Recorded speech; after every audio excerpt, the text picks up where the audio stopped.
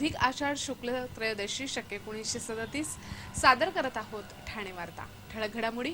Wagle estate दुर्घटनेतील बाधितांना ठाणे पालिकेची नुकसान भरपाई नाही। जिल्ह्यातील शेतकऱ्यांना शेतीविषयक माहिती आता SMS द्वारे आणि सेवेत कसूर केल्याप्रकरणी जिल्हा ग्राहक तक्रार निवारण मंचाचे ठाणे जिल्हा मध्यवर्ती सहकारी बँकेला 5,500 रुपये देण्याचे आदेश। या आणि इतर घडामोडी विस्तृतपणे पण काही क्षणातच। ठाणे वार्ता पहा श्रीस्थानक वाहिनीवर। आता सकाळी 9:15 पासून रात्री 9:15 पर्यंत ठाणे वार्ता, ठाण्यातील पहिलं दृकश्राव्य माध्यम। श्रीस्थानक वाहिनी ठाण्याची स्वतःची वाहिनी। ठाण्यातील घडामोडी, कार्यक्रम, वादविवाद, अगदी गाणी, नाटक याचा आनंद घर बसल्या पहा श्रीस्थानक वाहिनी। आपल्या ठाण्याचं हक्काचं व्यासपीठ श्रीस्थानक वाहिनी। ठाणे वार्ता आता संकेतस्थळावर देखील ठाणेवार्ता.com वर क्लिक करा आणि ठाण्याच्या घडामोडी जाणून घ्या। ठाण्यातील पहिलं ऑनलाईन माध्यम ठाणेवार्ता.com।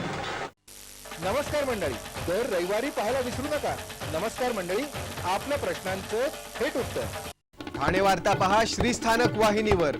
आता सकाळी 9:15 पासून रात्री 9:15 पर्यंत ठाणे वार्ता, ठाण्यातील पहिलं दृकश्राव्य माध्यम। वागळे इस्टेट येथील जलवाहिनी फुटून झालेल्या जलप्रलयात बाधित झालेल्या कुटुंबांना नुकसान भरपाई दिली जाणार नसल्याचे संकेत पालिका आयुक्तांनी दिल्यानं खळबळ उडाली आहे। ऐन उन्हाळ्यात वागळे इस्टेट इथे मुंबई शहराला पाणीपुरवठा करणारी 72 इंचाची जलवाहिनी फुटून हाहाकार उडाला होता। ही जलवाहिनी जीर्ण झाल्यामुळे पाण्याच्या अतिरिक्त दबावामुळे फुटली आणि सर्वत्र पाणीच पाणी झालं। पाण्याच्या जोरदार प्रवाहामुळे अनेकांचे संसार वाहून गेले। पाण्याच्या या जोरदार प्रवाहामुळे जवळपास 700 कुटुंबांना त्याचा फटका बसला। मुंबई महापालिकेनेही बाधितांना नुकसान भरपाई देण्यासाठी हात वर केले असतानाच ठाणे महापालिकेनेही आता हीच री ओढली आहे।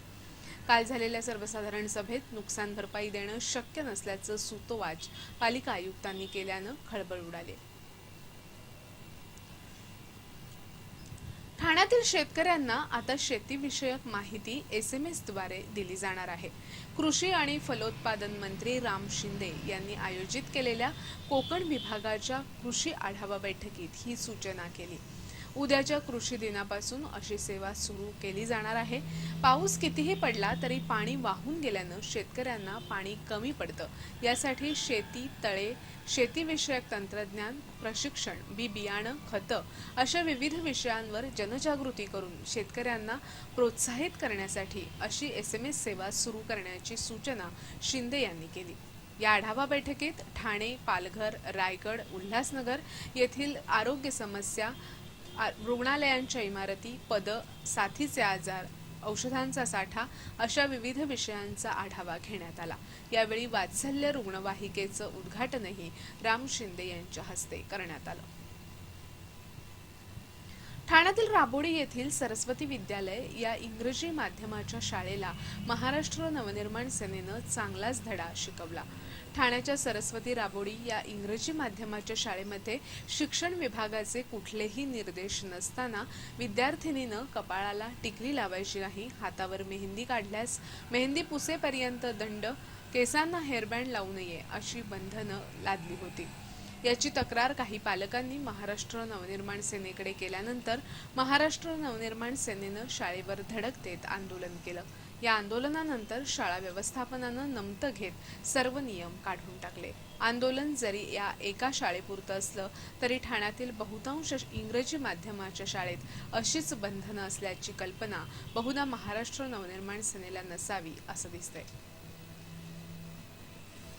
सार्वजनिक बांधकाम विभागाच्या एका अनुरेखकास भाडं मंजूर करण्यासाठी 40,000 रुपयांची लाच स्वीकारताना अटक करण्यात आली आहे।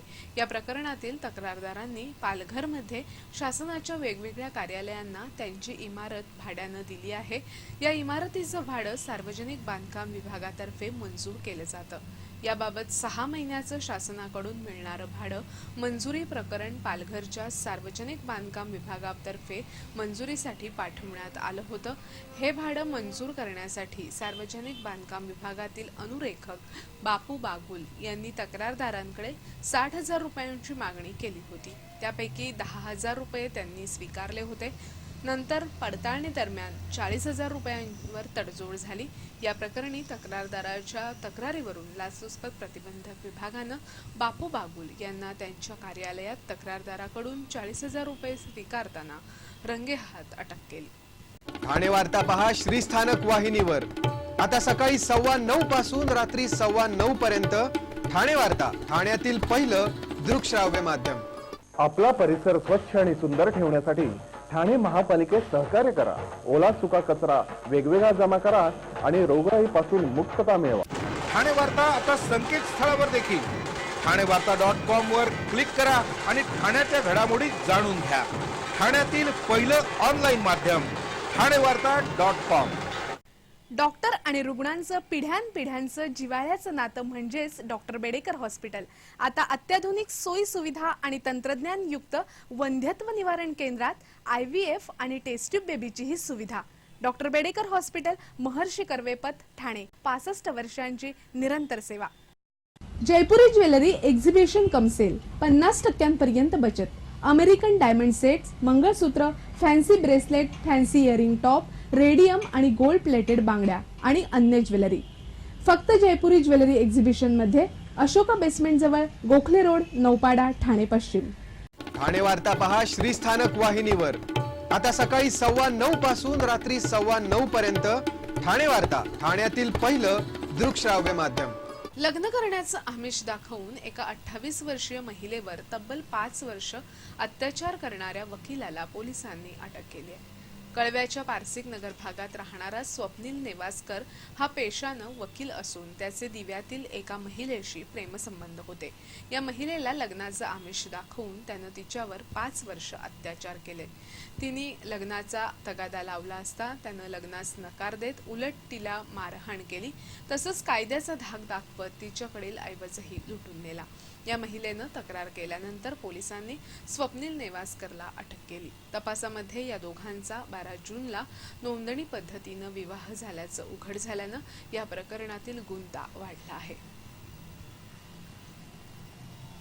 गेले काही दिवस पावसानं दडी मारली असून काल जिल्ह्यामध्ये सरासरी 5 मिलीमीटर पावसाची नोंद झाली आहे। ठाण्यामध्ये 3, कल्याण 20, उल्हासनगर, अंबरनाथ, भिवंडीमध्ये प्रत्येकी 4 तर शहापूरमध्ये अवघ्या 2 मिलीमीटर पावसाची नोंद झाली आहे। पावसानं धरणांच्या पाणलोट क्षेत्रातही दडी मारल्यामुळे धरणांमधील पाण्याची पातळी चिंताजनक आहे। बारवी धरणाची क्षमता 942 दशलक्ष घनमीटर असून सध्या या धरणात 332 दशलक्ष घनमीटर पाण्याचा साठा आहे, म्हणजे धरणात 35% पाण्याचा साठा आहे। गेल्या वर्षी याच काळात 267 दशलक्ष घनमीटर पाण्याचा साठा होता। बारवी धरणाची क्षमता 180 दशलक्ष घनमीटर असून सध्या या धरणामध्ये 23 दशलक्ष घनमीटर पाण्याचा साठा आहे, म्हणजेच धरणात अवघा 13% पाण्याचा साठा आहे। गेल्या वर्षी याच काळात 21 दशलक्ष घनमीटर पाण्याचा साठा होता। नजीकच्या काळामध्ये पावसानं हजेरी न लावल्यास पाण्याची टंचाई निर्माण होऊ शकते। ठाणे जिल्हा मध्यवर्ती सहकारी बँकेला सेवा पुरवण्यामध्ये कसूर केल्याप्रकरणी 5,500 रुपयांचा दंड ठाणे जिल्हा ग्राहक तक्रार निवारण मंचानं केला आहे। ठाणे जिल्हा मध्यवर्ती सहकारी बँकेच्या कोपरी येथील शाखेत भगवान रायचंदानी यांचं खातं होतं। हे खातं त्यांच्या मुलीसह 2004 पासून होतं, पण खातं हाताळण्यात काही अडचणी येत असल्यामुळे हे खातं संयुक्तपणे अथवा दोघांपैकी एकानं हाताळण्यासाठी बदल करण्याचा अर्ज रायचंदानी यांनी दिला। त्यानंतर या दोघांपैकी एकाचीच स्वाक्षरी असलेले 5,000 आणि 10,000चे 2 धनादेश बँकेनं वटवून दिले। मात्र नंतर 20,000चा धनादेश संयुक्त खातेदाराची सही आवश्यक असल्याचं सांगत परत पाठवण्यात आला। रायचंदानी यांनी बँकेच्या या कारभाराबाबत ग्राहक तक्रार निवारण मंचाकडे तक्रार दाद मागितली। बँकेनं रायचंदानी यांनी अर्ज दिल्याचं मान्य केलं, मात्र त्यावेळी त्यांनी नमुना सहीची पूर्तता करण्याची हमी दिल्यानं हे धनादेश वटवल्याचं मनसापुढे सांगितलं। मात्र मनसानं तोंडी हमीवर विसंबून आर्थिक व्यवहार केले जात असतील तर हा बँकेचा निष्काळजीपणा असल्याचं मत मांडलं। बँकेनं आपल्या चुकीचं दायित्व रायचंदानी यांच्यावर टाकण्याचा प्रयत्न केल्याचं मनसाचं मत झालं। एक प्रकारे सेवा पुरवण्यामध्ये बँकेनं कसूर केल्याचं मान्य करत मनसानं ठाणे जिल्हा मध्यवर्ती सहकारी बँकेला रायचंदानी यांना झालेल्या मानसिक शारीरिक त्रासाबद्दल आणि न्यायिक खर्चासाठी 5,500 रुपये देण्याचे आदेश दिले।